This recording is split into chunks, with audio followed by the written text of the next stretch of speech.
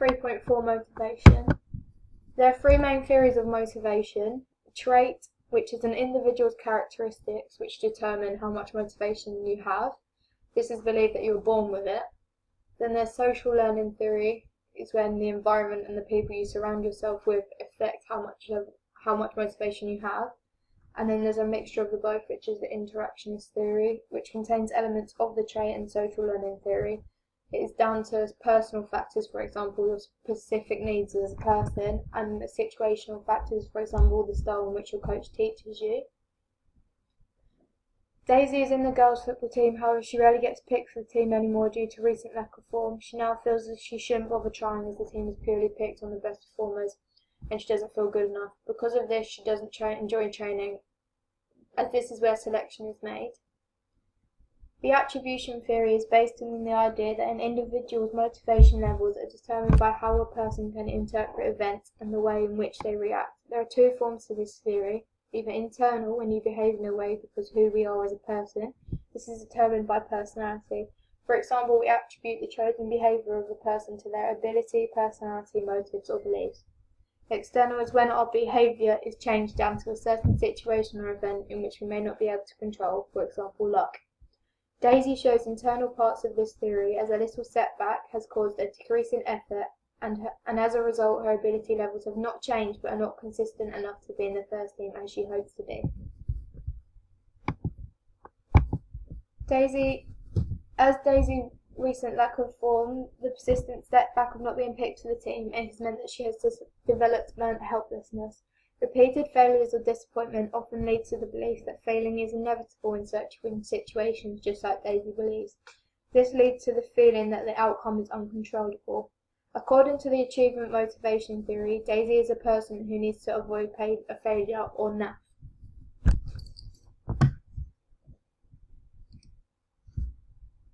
In 1964, Atkinson thought that athletes who would fall into two categories. These categories were the need to achieve and need to avoid failure, also known as NAF and NAF.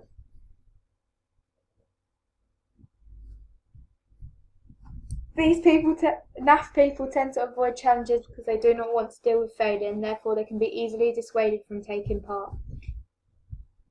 This is shown by the feeling of lack of interest and effort. Daisy is also ego-orientated. This means that she measures her success on beating others or being one of the top competitors. We can see this by her almost needing to be in the first team in order to want to carry on. The behaviour of the coach or leader determines what type of motivation climate is surrounding a group of performers.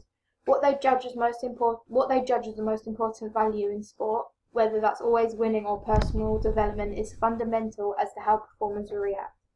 For example, if the coach praise only the top 5 performers in cross-country and only focuses on them instead of helping and encourages others who may struggle, it creates an ego-orientated motivation climate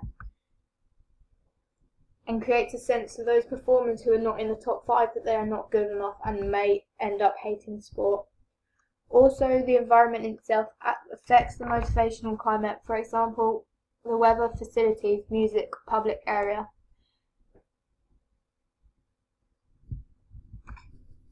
Other influencing factors are what cultures of the sport expect, other attitudes to the sport, or conformity. Conformity is when you change your own personal views and beliefs in order to fit in and be liked by other people. So you may start disliking the sport or might just try and pick it up because of that. Daisy is intrinsically motivated. This refers to the behaviour that is influenced by external rewards, for example, money, fame, praise. We can see this by her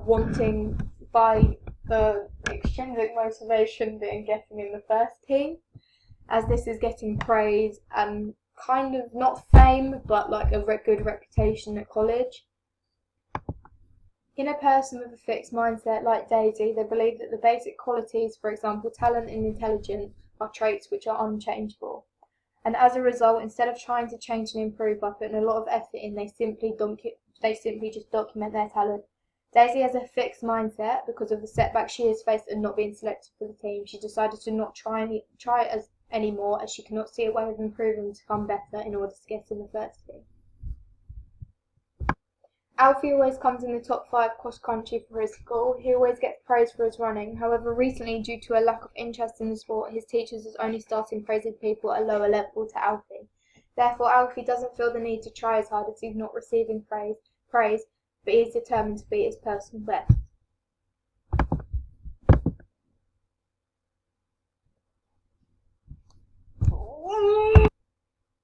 A mastery-orientated motivational climate. This is when athletes are encouraged to develop a self-reference perception of success, where their success is measured by their own personal it's measured by their own personal accomplishment rather than comparing themselves to peers. Each athlete works at their own level, accomplishing tasks and reaching goals that are unique to his or her own situation. These athletes, like Alfie, are more likely to develop good sportsmanship attitudes and higher levels of moral reasoning, positive attitudes towards players and coaches, and general satisfaction over performance. He will also have a high perception of his own ability, therefore wanting to improve his personal best shows that. This climate provides the opportunity for all individuals to feel success and develop self-confidence. Alfie is a person that has high natch. This is when you always want to achieve your best. The characteristics of this have low need to avoid failure. They see failure as a route to success. They take challenges and a high need to achieve. These types of people like Alfie thrive on a challenge. They're determined and quick workers who take risks and enjoy being assessed. Alfie is intrinsically motivated. This refers to a behaviour that is driven by internal rewards, for example, acceptance, to improve personal performance, self-esteem and confidence. This is shown as he wants to improve his personal best. People with a growth mindset like Alfie see their qualities as the things that can be developed or changed through their dedication and effort. He knows his ability and as a result wants to improve his performance in order to get a personal best. And as a result his motivation is high in order to achieve this. This is shown by the achievement goal theory, as it suggests that the motivation of a person is dependent on the need for them to achieve their goal. If Alfie strongly wants to improve and get his personal best, then his main focus will be on to improve it, and it will become the goal. If as it is a quite comfortable goal, he's going to strive towards it to produce a positive outcome. Yes, finished.